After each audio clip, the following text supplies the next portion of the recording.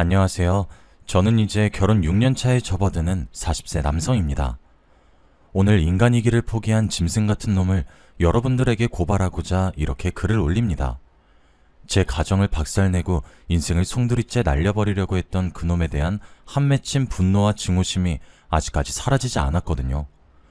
모든 것의 시작은 7년 전 아내를 처음 만난 날대로 거슬러 올라갑니다. 그때 저는 유명한 남성 의류 브랜드의 매장 관리직으로 일하고 있었습니다. 원래는 대학에서 신문 방송학을 전공했고 기자가 되려고 했는데요. 대학 다닐 때 아는 선배의 부탁으로 홈쇼핑 방송을 하는 채널에서 하던 진행보조 알바 때문에 꿈을 꾸게 되었습니다. 성우야, 내가 보니까 홈쇼핑 진행 쪽에 재능이 있는 것 같다. 기자 되는 것보다는 홈쇼핑 상품 기획자로 진로를 바꿔봐라. 선배 말대로 홈쇼핑 일이 꽤 재밌게 느껴졌습니다. 특히 잘 팔릴 만한 상품을 골라서 구성하는 게 재미있었거든요. 그래서 선배의 권유대로 상품 기획에 대한 공부를 시작했고 졸업 후에 알바를 했던 홈쇼핑 채널에서 입사해서 기획자로 일하게 되었습니다. 주로 남성 정장과 스포츠 의류를 파는 방송을 하게 되어서 의류 브랜드 관계자들과 친분을 갖게 되었습니다. 하지만 관계자들과 친해지고 그 바닥에 오래 붙게 되는 만큼 실적에 대한 압박이 커지기 시작했습니다. 방송을 하면서 실시간으로 올라오는 주문 상황을 볼 때마다 피가 마르는 심정이었죠. 기대에 못 미치는 실적이 나오는 날이면 데스크에 불려가서 질릴 때까지 혼이 나곤 했습니다. 야, 김 PD, 이번 구성 초대박이라고 큰소리 치더니 완전 쪽박이잖아. 이따위로 상품 구성할 거면 사표 쓰고 나가! 새로운 기획을 내놔야 할 때마다 며칠씩 잠도 못 자고 머리를 쥐어짜야 했습니다. 적당한 일자리만 있다면 당장 그만두고 싶은 마음이 굴뚝 같았죠. 그러던 차에 좋은 기회가 찾아왔습니다. 여름 휴가철을 앞두고 제가 기획한 스포츠 의류 세트가 그야말로 초대박 히트를 친 것입니다. 그날 저는 브랜드 회사 간부들과 회식을 하게 되었죠. 그때 담당 부장과 여러 가지 이야기를 하다가 부장님이 제 고등학교 선배란 사실을 알게 되었습니다. 뭐? 땡땡학교 나왔다고? 야, 반갑다. 네가 땡땡학교 나올 줄은 몰랐네. 저랑 같은 학교였을 줄이야. 앞으로 잘 부탁드립니다, 선배님. 선배님은 무슨. 너 혹시 내 밑으로 와서 일할 생각 없냐? 부장이 백화점 매장들을 관리할 매니저가 필요하다면서 자기 밑으로 들어오라고 하더군요. 그 자리에서 조건을 들어보니 지금 일하는 데보다 훨씬 좋아 보였습니다. 그렇지 않아도 지쳐서 그만두고 싶었는데 이게 웬 떡이냐 하는 생각에 냉큼 제안을 받아들였죠. 다음 달부터 직장을 옮겨서 일을 하게 되었습니다. 매장을 관리하는 일은 크게 어려운 일이 없었어요. 무엇보다 실적에 대한 부담감이 별로 없었습니다. 홀가분한 마음으로 일하는 사이 또 2년이 지났고 여러 백화점에 입주해 있는 의류 매장 직원들과 가족처럼 지내게 되었는데요. 의류 매장 여직원들 중 몇 명하고 썸을 타기도 했습니다. 그런데 크게 발전하지 못하고 썸이 깨지는 일이 빈번했죠. 하루는 제가 관리하는 매장 중 한 곳을 찾아갔는데 낯선 여직원이 보였습니다. 새로 오신 분이냐고 물으니까 안면이 있던 직원이 신입 여직원이라고 소개를 해주었습니다. 여직원이 이름을 말해주면서 꾸벅 인사를 건네더라고요. 안녕하세요. 오늘부터 이 매장에서 일하게 된 한정혜라고 합니다. 부족하지만 열심히 하겠습니다. 잘 부탁드려요. 그 뒤로 정혜씨와 친해지게 되었죠. 제가 매장에 나가면 언제나 환하게 웃으면서 인사를 건네주었고 커피나 음료수를 가져와서 절 챙겨주기도 하였습니다. 정혜씨는 웃을 때 볼에 패이는 보조개가 아주 매력적이었죠. 게다가 저한테 호감이 있는지 몇 달이 지나도 제게만 잘해주는 게 눈에 보였습니다. 정혜씨가 나를 짝사랑하는 게 아닐까 고민하고 있을 무렵 다른 직원들이 이상한 말을 해주었습니다. 김 대리님, 정혜는 원래 다 잘해줘요. 원래 성격이 착해서 여직원들한테도 그렇게 챙겨주더라고요. 그러니까 괜히 김칫국부터 마시지 말고 정신 차리세요. 이 말을 듣고 제가 오해한 거였단 생각이 들었지만 상관없었어요. 제가 호감이 생겼으니 일단 대시를 해봐야 한다고 생각했죠. 사귀자는 말을 하는 것도 아니고 일단 밥 한 끼, 커피 한 잔, 영화 한번 보자는 거니까요. 그래서 정혜씨가 일하는 곳으로 가서 데이트하자고 해봤습니다. 정혜씨, 영화 시사회 티켓이 생겨서 그런데 주말에 시간 괜찮으세요? 영화 티켓이요? 무슨 영화인데요? 배우 정성 나오는 거 아세요? 그 영화인데. 너무 좋아요. 저 그 배우 엄청 좋아해요. 그 영화만 본 게 아니었어요. 어느 날은 뮤지컬을 보러 가자고 했고 괜찮은 맛집이 있다고 같이 가자고도 했죠. 그때마다 정혜 씨는 한 번도 거절하지 않고 순순히 데이트에 응했습니다. 그렇게 2달 정도 지났을 때였을까요? 뜻밖의 황당한 일이 벌어졌습니다. 정혜 씨랑 같이 밥을 먹고 있는데 예상도 못한 질문을 하더라고요. 김 대리님, 혹시 저 좋아하세요? 네? 갑자기 무슨 말을... 아니, 맨날 밥 먹자, 영화 보자고 하는데 사귀자는 말씀을 안 하시더라고요.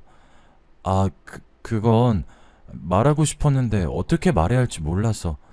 그럼 우리 진지하게 만나봐요. 김 대리님이 고백하는 거 기다리고 싶었는데 애매한 사이는 싫어서요. 이렇게 갑자기 사귀는 건 처음이네요. 저도 이렇게 질질 끄는 남자 처음이었어요. 그동안 만나보니 성우 씨가 참 괜찮은 남자 같았는데 별말 없어서 답답했거든요. 성혜 씨, 생각보다 돌직구시네요. 앞으로 성혜 씨 앞에서는 답답하게 안 굴겠습니다. 그렇게 성혜 씨의 돌직구로 사귀게 된 지 2년 정도가 흘렀을까요? 저랑 성혜 모두 나이가 차서 그런지 장인어른께서 결혼을 서두르시더라고요. 데이트를 하려고 성혜 집으로 갔더니 장인어른께서 나와보시더니 제게 언제 결혼할 거냐고 재촉하셨습니다. 결혼해야죠. 결혼할 거면 당연히 성혜랑 할 겁니다. 아니, 갑자기 무슨 결혼이야. 오빠한테 그러지 말라니까 왜 자꾸 그래? 그래, 일부러 그러는 거다. 성혜야, 결혼이란 게 별거 없다. 그저 시간 맞고 마음만 맞으면 하는 게 결혼이란 거야.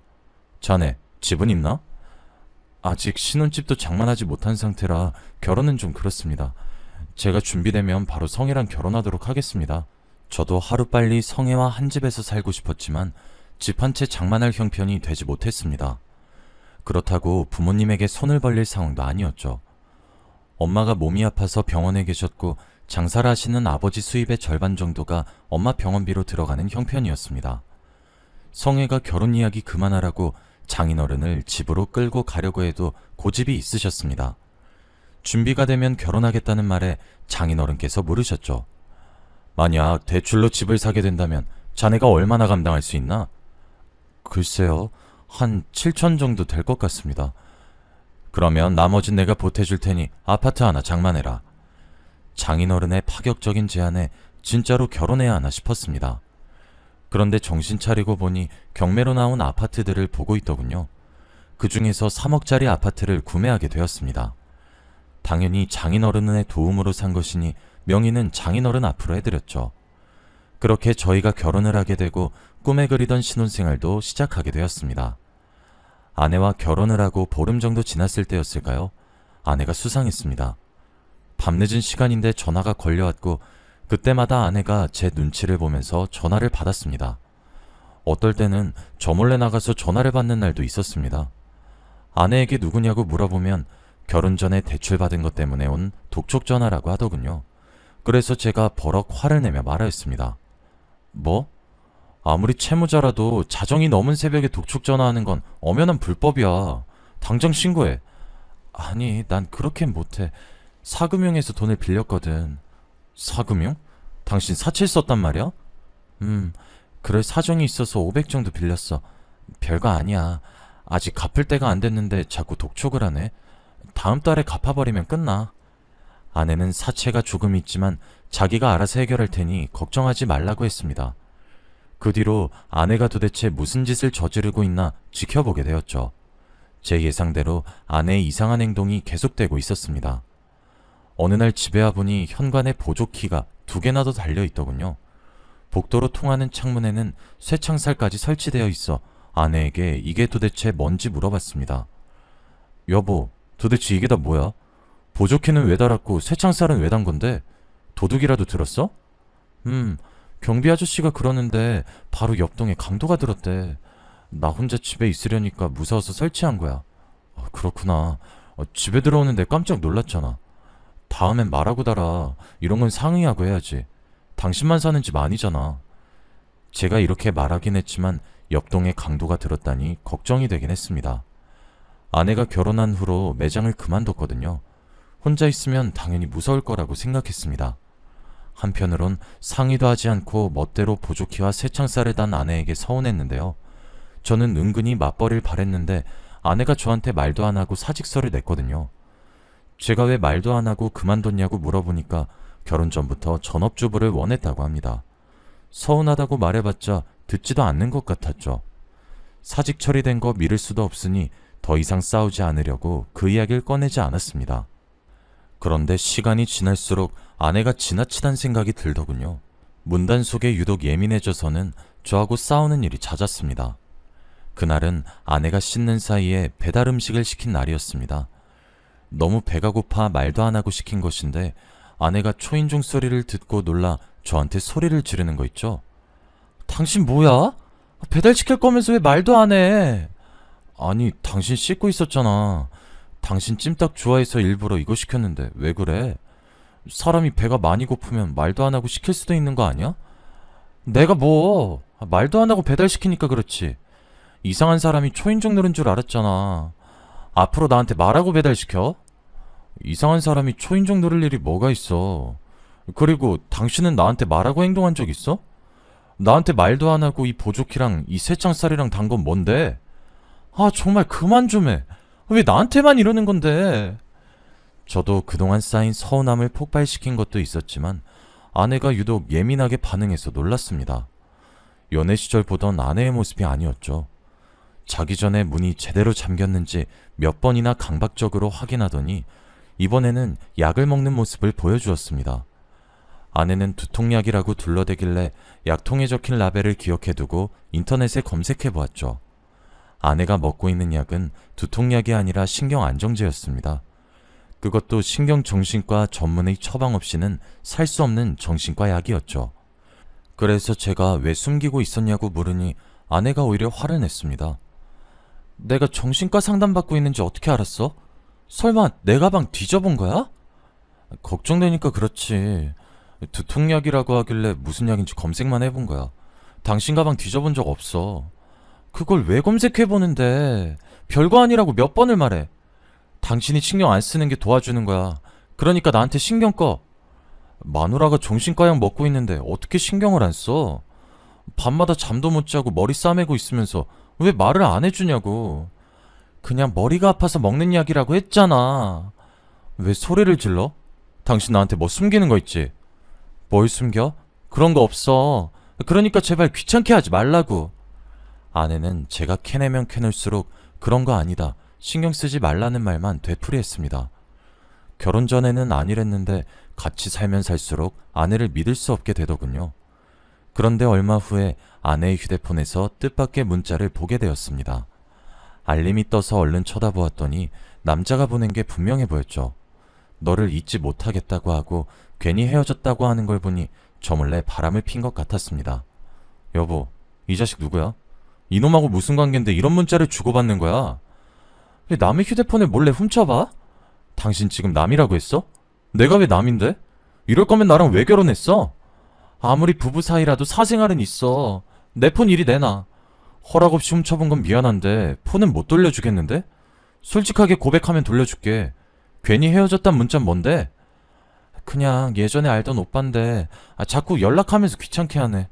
별거 아니야. 됐지? 당신 이 자식이랑 바람 피는 거야?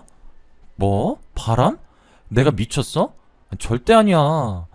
그런데 그냥 하던 오빠랑 이런 문자를 주고받는다고? 말도 안 되는 소리 하지 마. 당신 의처증 있어? 맨날 나보고 병원 가보자고 하더니 정신과 상담 받아야 될 사람은 당신이네. 그렇게 내가 의심스러우면 헤어져. 제가 불륜을 의심하자 아내는 길길이 날뛰면서 이혼하잔 말을 했습니다.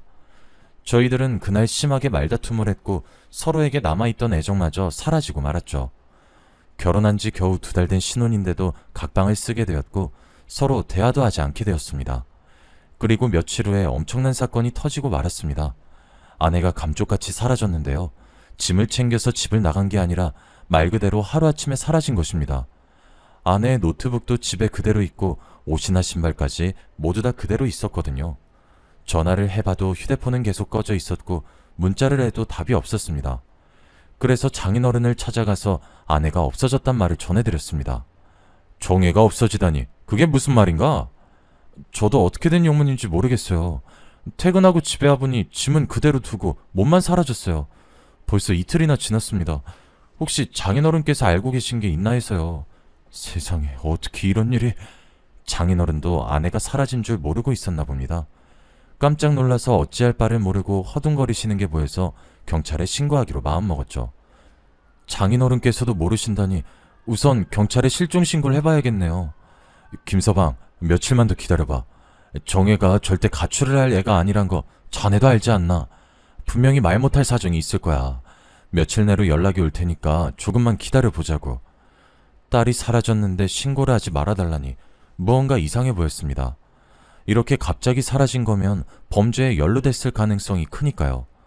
그래서 일단은 장인어른을 지켜보면서 며칠을 더 기다려보기로 했습니다. 제 예상대로 장인어른을 만나뵐 때마다 저와 눈도 마주치지 못하고 시선을 피하더군요. 도대체 뭐를 숨기고 있길래 이러는 걸까 많은 상상을 해보았습니다. 그렇게 사흘이 지났지만 아내의 연락은 오지 않았습니다. 이제 가만히 앉아서 기다릴 순 없어서 아내의 지인들을 수소문해서 행방을 찾아보기로 했죠. 이 방법도 소용이 없으면 장인어른에게 신고하겠다는 통보를 하고 바로 경찰서로 가보려고 했습니다. 제가 아내의 지인들을 찾아가자 모두 다 깜짝 놀라면서 의외란 반응을 보였는데요. 아내의 실종과 관련된 단서를 찾지 못하다가 마지막으로 아내의 고등학교 친구에게 한 통의 전화를 받게 되었습니다. 안녕하세요. 저 성혜 친구 미연이라고 합니다. 친구들이 성혜가 갑자기 실종됐다고 하던데 그게 사실인가요? 네, 맞아요. 갑자기 사라졌습니다. 저기, 그럼 오늘 시간 되면 만날 수 있을까요? 제가 드릴 말씀이 있어요. 저는 아내의 친구분이 일하는 곳 근처로 가서 그 친구분을 만나보았습니다. 말없이 카페에 앉아있던 친구분이 10분 정도가 흐르고 나서야 충격적인 말을 꺼내더군요. 정혜가 말 안 한 거죠? 네? 뭐를요? 정혜가 결혼 전에 동거하던 남자가 있었거든요. 동거요? 정혜가 동거를 했다고요? 순간 저는 쇠망치로 뒤통수를 맞은 것 같았습니다. 눈앞이 아찔해지면서 멍해지는데 정말 정신을 차릴 수 없었죠. 친구는 그럴 줄 알았다는 듯이 고개를 끄덕이더니 한숨을 푹 쉬었습니다. 그러더니 아내가 숨기고 있었던 비밀들을 털어놓았습니다. 일이 이 지경까지 왔으니 성호 씨도 이젠 알아야 되겠죠. 정혜가 백화점에 들어가기 전에 바에서 바텐더로 일한 적이 있어요. 제가 바텐더 일을 소개해줬었거든요.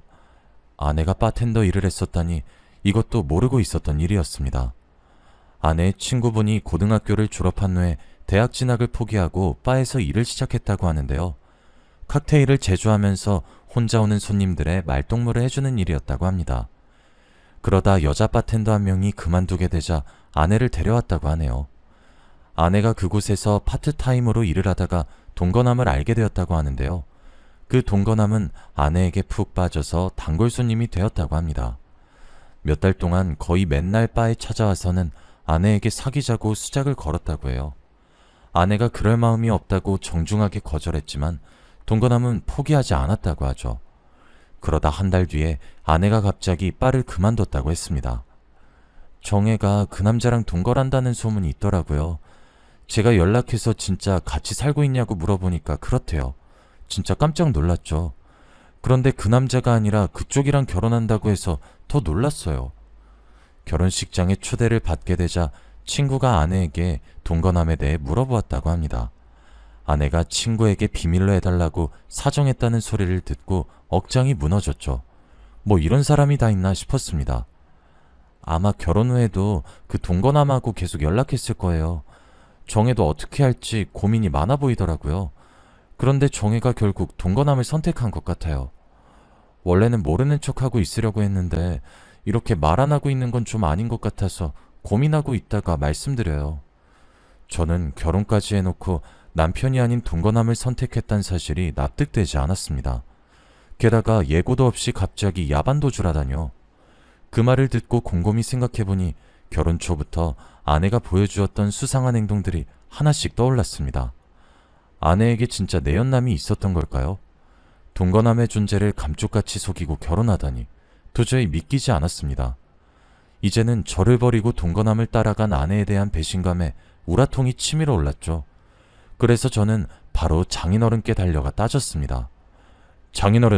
장인어른은 알고 계셨죠? 아내가 결혼 전에 동거했다는 사실을요. 설마 저한테 내연남이 있었던 걸 숨기고 있었던 겁니까? 제가 소리를 지르자 장인어른께서 올 것이 왔단 표정을 지으시더군요. 그러면서 사진 한 장을 제게 내밀었습니다. 사진을 본 저는 깜짝 놀라서 소리를 지를 수밖에 없었습니다. 아내랑 똑같이 생긴 여성이 두 손은 물론 두 발까지 밧줄에 묶여 있었거든요.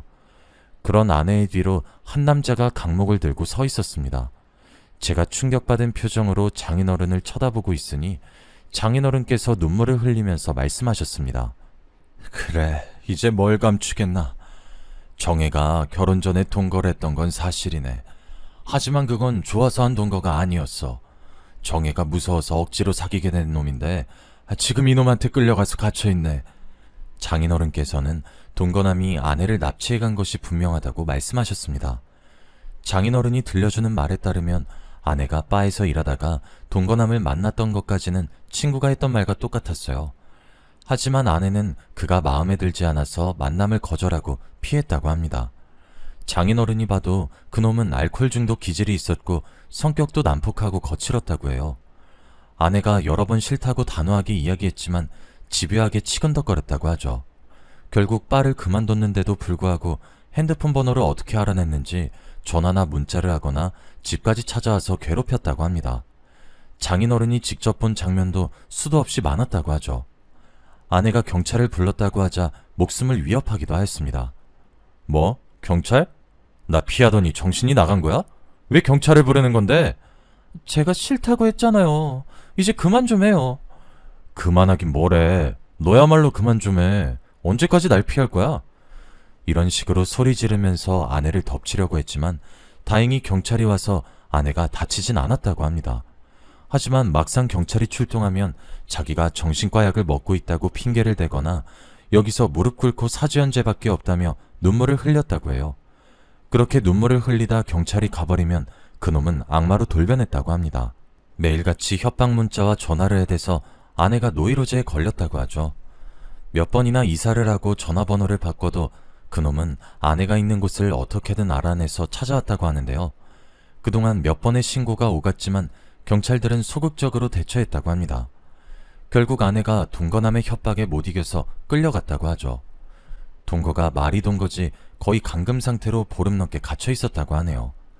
여자로서는 치욕스러운 짓을 당하다가 장인어른의 신고로 경찰이 출동해서 겨우 구출해냈다고 합니다. 하지만 그놈은 경찰에 잡혀가도 미꾸라지처럼 법을 이용해서 며칠 만에 풀려났습니다. 그놈을 피해서 새로 이사한 지 한 달 만에 느닷없이 집에 들이닥쳐서 아내와 장인에게 폭행을 가하기도 했죠. 네가 나를 피해서 도망치면 못 찾을 줄 알아? 내가 말했지. 넌 내 거야. 내 여자란 말이야. 한 번만 더 도망치려고 들면 죽여버릴 거야. 이런 천하의 못된 놈 같으니라고. 내가 살아있는 한 너한테 쓰레기한테 내 딸을 줄 수 없어. 경찰에 신고했으니까 딱 기다려. 다시 깜빵에 넣어줄 거니까. 뭐? 깜빵?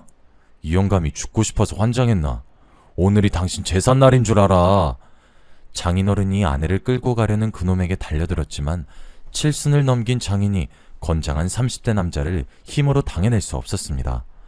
장인어른이 결국 그놈에게 맞고 기절해버렸죠. 장인어른이 기절한 사이에 아내를 끌고 가서 차에 태우려고 했는데 이웃의 신고를 받고 출동한 경찰들에게 잡혔다고 합니다. 경찰의 도움으로 아내는 겨우 위기를 넘겼는데 어처구니 없는 일이 벌어졌다고 해요.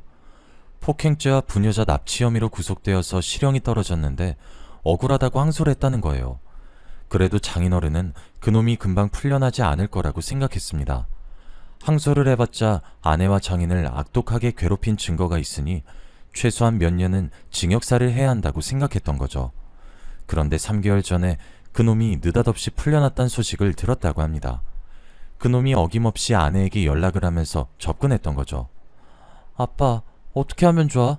그 자식이 또 찾아와서 행패 부릴 텐데 우리 어떻게 하지? 아내가 그놈한테 문자를 받자마자 겁에 질려서 울었다고 하는데요. 장인어른은 아내를 다독이면서 사귀는 남자가 있냐고 물었고 아내는 저를 떠올렸던 겁니다. 그럼 됐다. 당장 그 남자랑 결혼해라.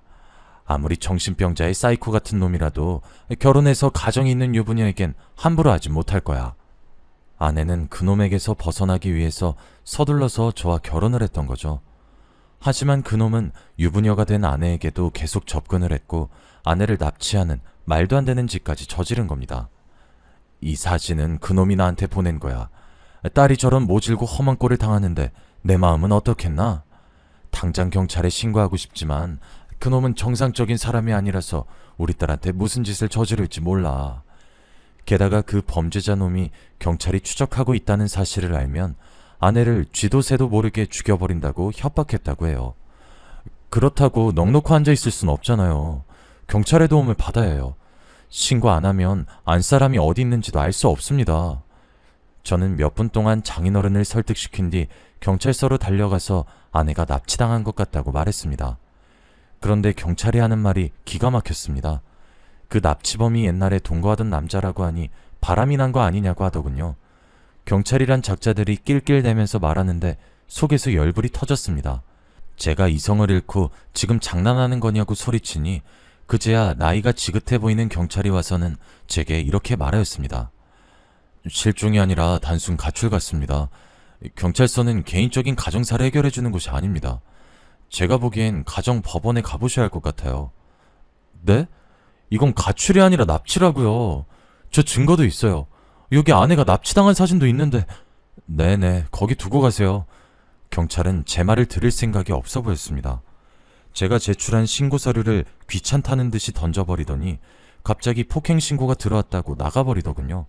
경찰의 태도를 보아하니 그들을 믿고 있을 수 없었습니다.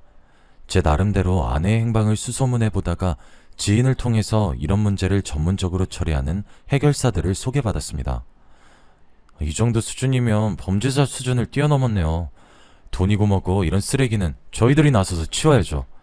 정말입니까? 정말로 제 아내 찾을 수 있습니까? 네, 안심하십시오. 사흘이면 됩니다. 그들은 사흘 내로 아내가 있는 곳을 알아내겠다고 장담했습니다. 그런데 며칠 후에 뜻밖의 사실을 알게 되었습니다. 장인어른이 제가 살고 있던 아파트를 처분한 것입니다. 아내 문제 때문에 회사에 휴가를 내고 있었는데 오후에 부동산 사장과 낯선 여자가 집을 찾아오더군요. 안녕하세요. 집 내놓으셨던데 이사는 언제 가실 건가요? 사모님은 다음 주에 바로 들어왔으면 좋겠다고 하시던데. 네? 이사라니요? 김두철 씨가 직접 오셔서 한 달 전에 집 내놓으셨어요. 그리고 바로 어제 이 아파트 팔렸는데? 이건 또 무슨 말인지 싶어서 서둘러 장인어른 집으로 달려갔습니다. 아파트 명의가 장인어른 이름으로 되어 있었지만 제 돈도 7천이나 들어가 있었습니다. 게다가 제가 사는 곳인데 멋대로 집을 팔다뇨. 도저히 납득할 수 없었습니다. 장인어른, 저한테 한마디 상의도 없이 집을 팔아버리면 어떡해요? 전 길바닥에 나앉으라는 겁니까? 나도 어쩔 수 없었네. 자네는 능력이 있으니 사는 곳쯤은 다시 구할 수 있는 거 아닌가? 그놈이 3억을 주면 정해를 풀어주고 다시는 행패 부리지 않겠다고 각서 쓰겠다고 하는 바람에 급하게 집을 내놓은 거네. 경찰도 신경을 안 쓰는데 돈으로 해결해야지. 별다른 방법이 있겠나. 장인어른께서 내일 그놈이 알려준 지하철 보관함에 3억을 갖다 놓기로 했다고 하더군요. 그놈이라면 4억을 받아놓고 아내를 돌려주지 않을 가능성이 컸습니다. 그리고 아내가 육체적 정신적인 고통을 당한 것도 억울하고 분한데 돈까지 갖다 바치니 도저히 받아들일 수 없었죠. 안 그래도 힘들어하는 장인어른께 이건 말도 안 되는 짓이라고 목소리를 높이고 말았습니다. 장인어른은 억울하지도 않으세요? 쳐 죽여도 시원치 않을 놈한테 돈을 줄 생각을 어떻게 하세요? 저는 절대 그렇게 못합니다. 제가 해결할 테니 맡겨주세요. 내가 오죽하면 이러겠나. 오죽하면. 장인어른이 제 말을 듣고 너무 서럽게 우시더라고요. 저는 잠도 못 자고 해결사들 연락만 기다렸습니다. 이틀 뒤 해결사들에게 전화가 와서 받아보니 아내가 있는 곳을 알아냈다는 겁니다. 경기도의 한적한 시골에 있는 버려진 비닐하우스에 있다는 소식에 얼른 차를 몰고 달려갔습니다. 그리고 몰래 숨어있던 해결사와 함께 안으로 들어갔죠. 한 달 넘게 악마 같은 놈한테 잡혀 있었던 아내는 처참한 몰골을 하고 있었습니다. 며칠 동안 제대로 먹지도 못해서 피골이 상접해 있었는데요. 저를 본 아내가 깜짝 놀라더니 고개를 숙이며 눈물을 터뜨리고 있었습니다.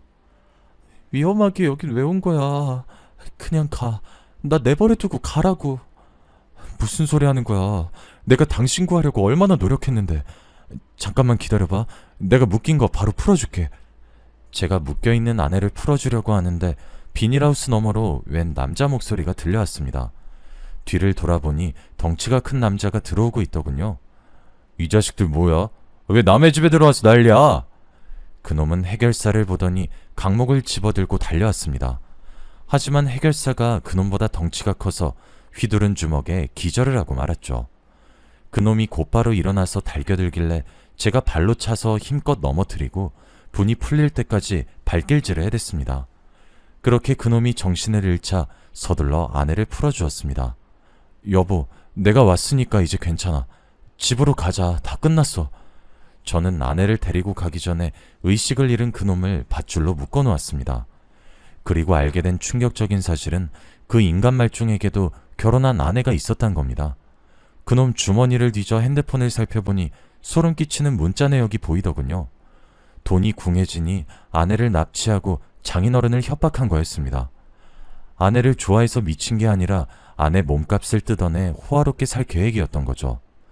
제가 결국 이런 사실을 증거로 모아 신고를 하니 잠시 후에 경찰이 현장에 출동을 하였습니다. 납치범 마누라도 미쳤는지 경찰에게 저를 체포하라고 소리를 지르고 있더군요.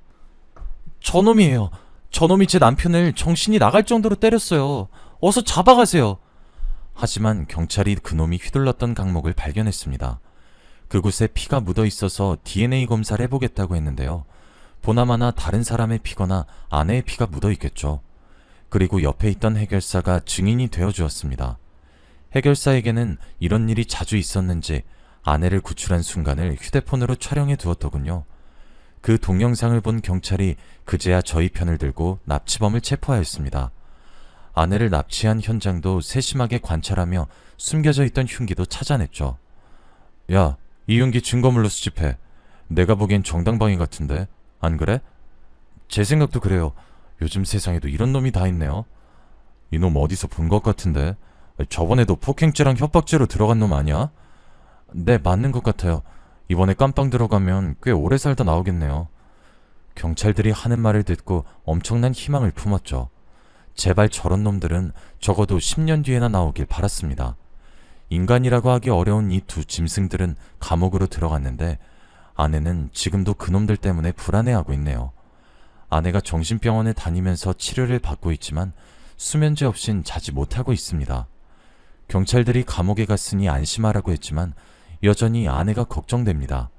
아예 외국으로 뜰 생각도 있는데 또 가면 아내가 적응하지 못할까봐 고민이 되네요. 저희는 앞으로 어쩌면 좋을까요?